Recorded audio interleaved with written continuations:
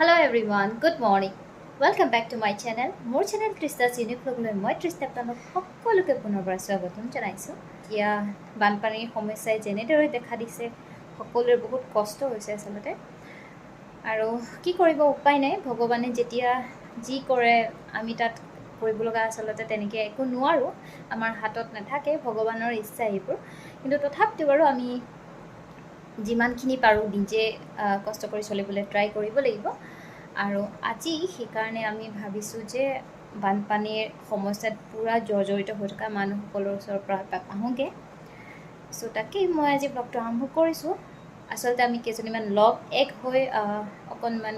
কিবা তেওঁলোকক সহায় কৰিব পাৰোঁ বুলি ট্ৰাই কৰিছোঁ খুব বেছি নহয় আমাক বহুতেই সহায় কৰিছে আৰু তেওঁলোকক তাৰ বাবে অশেষ ধন্যবাদ জনাইছোঁ আৰু এতিয়া যাবলৈ ওলাইছোঁ কোনটো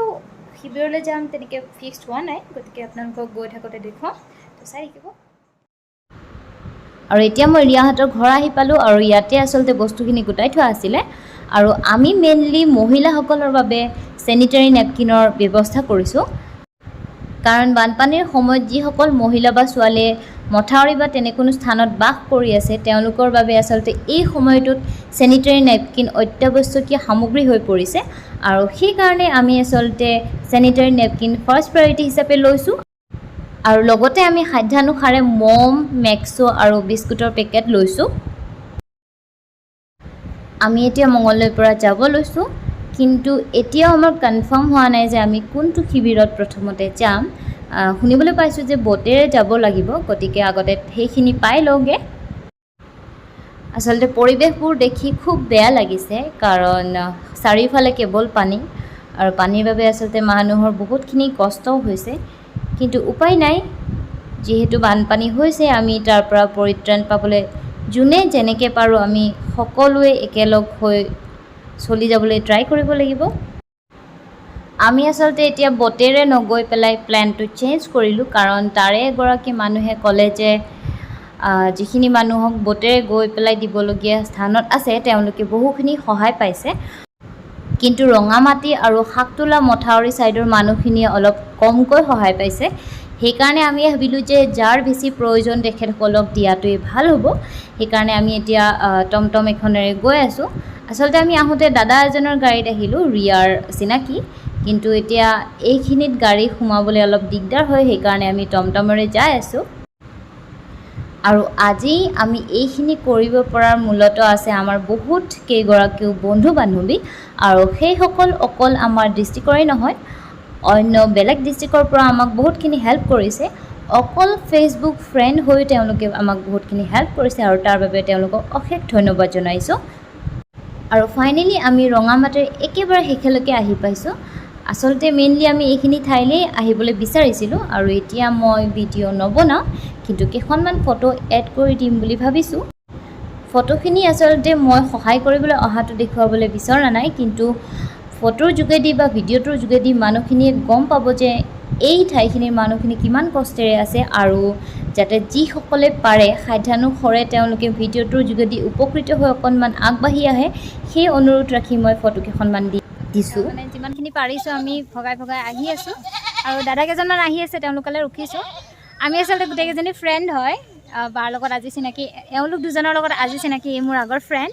চ' আমি কোনো সংগঠন বা কোনো গোটৰ পৰা অহা নাই একদম ফ্ৰেণ্ড কেইজনীয়ে মিলি পেলাই আহিছোঁ আৰু বহুত ফ্ৰেণ্ডে আমাক সহায় কৰিছে কিন্তু আমাৰ লগত আহিব পৰা নাই চ' আমি আহি পেলাই দিব ট্ৰাই কৰিছোঁ যিমানখিনি পাৰিছোঁ তো সেয়াই আৰু অকণমান আগলৈ আছে তো তালৈকে গৈ আছোঁ আৰু যিমানখিনি ফ্ৰেণ্ডে আমাক হেল্প কৰিছে তেখেতসকলক পুনৰবাৰ ধন্যবাদ জ্ঞাপন কৰিছোঁ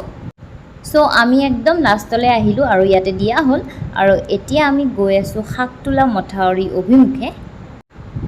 এই ভাইটিগৰাকীয়ে আজি আমাক বহুতখিনি হেল্প কৰিলে ইয়াক আমি আগৰ পৰা চিনি নাপাওঁ আজি ইয়াতে লগ পালোঁ আৰু এষাৰ কথাতে আচলতে সি আমাক ঘৰলৈ যোৱা বাদ দিও হেল্প কৰি থাকিলে আজিকালি দিনত ভাল মানুহ খুব কম কিন্তু তথাপিতো ভাল মানুহ আছে আৰু তাৰেই উদাহৰণ ই আমাক আজি দেখুৱালে সেইকাৰণে ইয়াক আমি অন্তৰৰ পৰা বহুত বহুত বেছি ধন্যবাদ জ্ঞাপন কৰিছোঁ ইয়াৰে পোহনীয়া জীৱ জন্তুবোৰৰো বহুত বেছি কষ্ট হৈছে তথাপিতো এখেতসকলে যিমান পাৰে যত্ন কৰি এনেদৰে ৰাখিবলৈ ট্ৰাই কৰিছে আমি গৈ আছোঁ শাকতোলা মথাউৰি আৰু এইফালে চাওকচোন গোটেই পানী পানী NH15ত আগতে মই এইকেইদিন অহা নাছিলোঁ বানপানী হোৱাৰ পৰা, বাট আজি আহি দেখিছোঁ চাৰিওফালে পানী দেখি ভয়ো লাগিছে, দুখো লাগিছে খুব। কিন্তু কি ক'ম, ক'বলৈ আৰু বেলেগ ভাষা নাই, উপায়ো নাই। চ' এনেকেই যিমানখিনি পাৰোঁ আমি চলিবলৈ ট্ৰাই কৰিব লাগিব। ভগৱানে যাতে সোনকালে বানপানীটো নোহোৱা কৰে তাৰেই কামনা কৰিছোঁ। এতিয়া আমি শাকতোলা মথাউৰিত সোমালোঁ আৰু লৈ অহা বস্তুখিনি জল্দি বিতৰণ কৰি দিওঁ। ভিডিঅ' আৰু ফটো নুঠাওঁ এতিয়া, কাৰণ বহুখিনি দেৰি হৈছে। আমি সোনকালে ঘৰ যাব লাগে, কাৰণ ৰাতি হৈ যাব নহ'লে এনেদৰে ইয়াতে।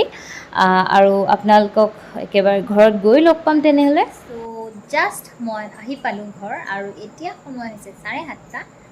আচলতে ৰাস্তাবোৰো বহুত বেয়া হৈছে, সেইকাৰণে আহোঁতে অকণমান দেৰি হ'ল। লাহে লাহে আহি থাকিলোঁ আৰু এতিয়া খুব ভাগৰ লাগিছে, সেইকাৰণে চেঞ্জ কৰি অকণমান ৰেষ্ট লওঁ আৰু ভাবিলোঁ যে মই ভিডিঅ'টো আজি ইয়াতে এণ্ড কৰি দিওঁ। যদি আজি ভিডিঅ'টো চাই ভাল পালে তেন্তে লাইক আৰু শ্বেয়াৰ কৰিব, আৰু লগতে প্লিজ ছাবস্ক্ৰাইব কৰিব নাপাহৰিব, আৰু বেল আইকনটো প্ৰেছ কৰিব একেবাৰে নাপাহৰিব। তেন্তে আজিলৈ আহিছোঁ, পুনৰ এটি নতুন ভিডিঅ'লৈ মই আপোনালোকৰ সন্মুখলৈ আহিম। তেতিয়ালৈকে bye bye, tata, take care, love you all.